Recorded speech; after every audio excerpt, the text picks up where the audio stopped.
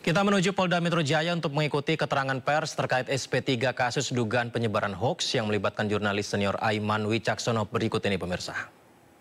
Ini pasal 14 dan pasal 15 Undang-Undang Peraturan Hukum Pidana tahun 1946. Dan sekali lagi saya mengapresiasi terhadap para penyidik dan juga pimpinan Polri serta pimpinan Polda Metro Jaya yang juga ini merupakan sebuah tonggak menegakkan demokrasi ya, bahwa hal-hal yang sifatnya untuk mengawal tentu jangan sampai ini kemudian menjadi sebuah hal yang diproses hukum. Itu tentu harapannya. Demikian. Oke. Ya mungkin Mas, hari ini kita sudah mengambil kembali hak-hak yang memang dimiliki oleh Mas Aiman. Jadi ada handphone yang kemarin disita berikut dengan akun media sosialnya, yaitu Instagram, juga email. Jadi semua sudah dipulihkan, sudah kembali dalam penguasaannya Mas Aiman. Jadi itu yang kita sudah lakukan dan sudah saya terima hari ini. Itu yang pertama. Nah yang kedua tentu saja terkait dengan penerimaan ini kita ucapkan terima kasih dan apresiasi kepada rekan-rekan di kepolisian ya, khususnya para penyidik yang bertugas.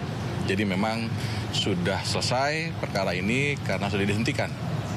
Dan dihentikannya kalau kita lihat dalam surat yang kami terima tanggal 27 itu demi hukum. Penjelasannya adalah ini sangat erat atau dampak dari perjuangan yang dilakukan oleh teman-teman masyarakat sipil, khususnya Haris Azhar dan Fathia. Jadi beberapa waktu yang lalu rekan-rekan telah menjudicial review pasal-pasal yang berhubungan dengan berita bohong di Undang-Undang 46. Nah jadi memang itu sudah dibatalkan oleh Mahkamah Konstitusi dan itu kemudian menjadi rujukan bagi kepolisian untuk menghentikan perkara Mas Aiman. Jadi memang kita juga terima kasih kepada perjuangan yang dilakukan oleh para rekan-rekan masyarakat sipil. Nah yang ketiga tentu saja dari perkara ini kita juga belajar bahwa suara-suara kritis, kemudian upaya-upaya perjuangan dan pembelaan demokrasi itu harus dilakukan. Kenapa? Karena kita sudah punya presiden di perkara Mas Aiman. Selain itu, pasal-pasal yang dianggap mengancam demokrasi, ya, pasal-pasal yang berhubungan dengan berita hoax itu kan juga beberapa di antaranya sudah dibatalkan oleh MK. Begitu. Jadi memang kita juga tidak perlu ragu lagi. Jadi kita harus terus bersuara. Dan yang paling terakhir, ini yang ketiga, buat kami selalu paling penting. Kenapa? Karena perjuangan dari kami, teman-teman yang kemudian jadi kuasa hukum Mas Aiman belum selesai. Karena masih ada perkara-perkara lain yang merupakan residu dari urusan politik, dari pemilu, ini masih berjalan.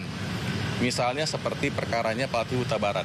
Ya, ini perkara masih berjalan dan kita berharap juga model serupa yang kemudian terjadi hari ini itu bisa dipakai untuk perkaranya Palati Huta Barat juga.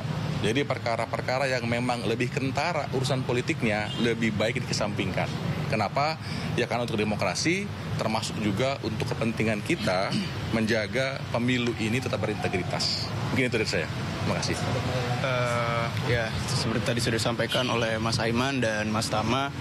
Dan dari awal juga kami sudah berkali-kali sampaikan mengenai perkara ini. Kita ini berjuang bukan hanya demi Mas Aiman, ini bukan tentang Mas Aiman, tapi ini tentang demokrasi yang kita perjuangkan bersama. Dan hari ini ya sebetulnya dari tadi malam juga kita mendapat surat itu tadi malam, kita sudah mulai menemukan titik terang demokrasi. Semoga ke depannya kasus-kasus serupa yang mungkin dalam tanda kutip bisa kita bilang ini terjadi kriminalisasi karena orang-orang yang dengan semangat memperjuangkan demokrasi tapi dikriminalisasi, semoga kasus-kasus yang serupa seperti ini ya bisa mendapatkan perilaku yang sama karena kasus ini bisa dibilang sebagai presiden yang baik lah dengan adanya putusan Mahkamah Konstitusi nomor 78 kemarin yang sebagaimana kita ketahui bersama bahwa pasal 14, pasal 15 sudah tidak memiliki kekuatan hukum yang mengikat lagi karena ya di situ sudah dijelaskan oleh para majelis hakim Mahkamah Konstitusi bahwa itu merupakan pasal karet yang bisa saja mengkriminalisasi seorang, sehingga ya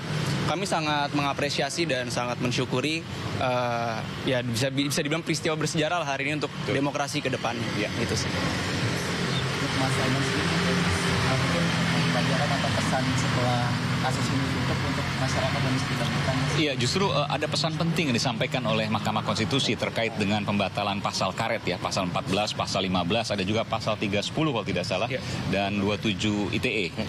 Nah, itu yang kemudian menjadi semangat bahwa ada pasal-pasal yang memang tidak relevan ya, di mana era demokrasi yang kemudian harus kita rawat dan tumbuh kembangkan bersama itu harus kita jaga. Dan itu semangat bagi kami yang terus memperjuangkan suara-suara kritis, terus memperjuangkan dan merawat demokrasi untuk tetap melakukan hal-hal yang sesuai, tapi juga tetap berani meskipun juga tentu ini menjadi semangat bagi kami untuk bertindak secara proporsional. Gitu. Mas, mungkin terakhir ya. Jadi penghentian perkara hari ini untuk perkara Mas Aiman itu kita harus jadikan momentum untuk melipat gandakan semangat perlawanan, semangat menjaga demokrasi, khususnya untuk Mas Aiman dan semua masyarakat Indonesia. Jadi aktivis partai politik, aktivis masyarakat sipil. Jadi kita berharap untuk terus lantang bersuara. Jadi sepanjang yang disampaikan kebenaran, maka tidak perlu ada keraguan untuk memperjuangkan. Soal MK. Saya mungkin ke soal apresiasi terhadap putusan ya Mahkamah Konstitusi. Jadi putusan ini saya kira ini merupakan satu putusan yang sangat super sekali, sudah baik sekali terhadap apa yang dilakukan oleh Mahkamah Konstitusi. Putusan ini juga paling tidak minimalisir ya publik terhadap persoalan-persoalan demokrasi yang merupakan prinsip negara kita ini. Jadi kami juga merasa mengapresiasi atas putusan Mahkamah Konstitusi yang atas putusan ini demokrasi kita di Indonesia soal kebebasan menyatakan pendapat itu yang dikira beberapa hari yang lalu ini dikriminalisasi atau tidak diperhatikan khususnya oleh negara, ini menjadi satu pujian khusus bagi Mahkamah Konstitusi sebagai pengawal demokrasi dan pengawal konstitusi di negeri ini saya kira. Dan ini harus konsisten ya putusan-putusan seperti ini di internal Mahkamah Konstitusi. Mungkin itu saja. Ya. Terima kasih rekan-rekan ya. Bang, boleh dilihatin? Oh iya, ini belum kita lihat. Suratnya apa handphone-nya? Boleh. Semuanya dong. Ini handphone. Ambil dulu. Tahan.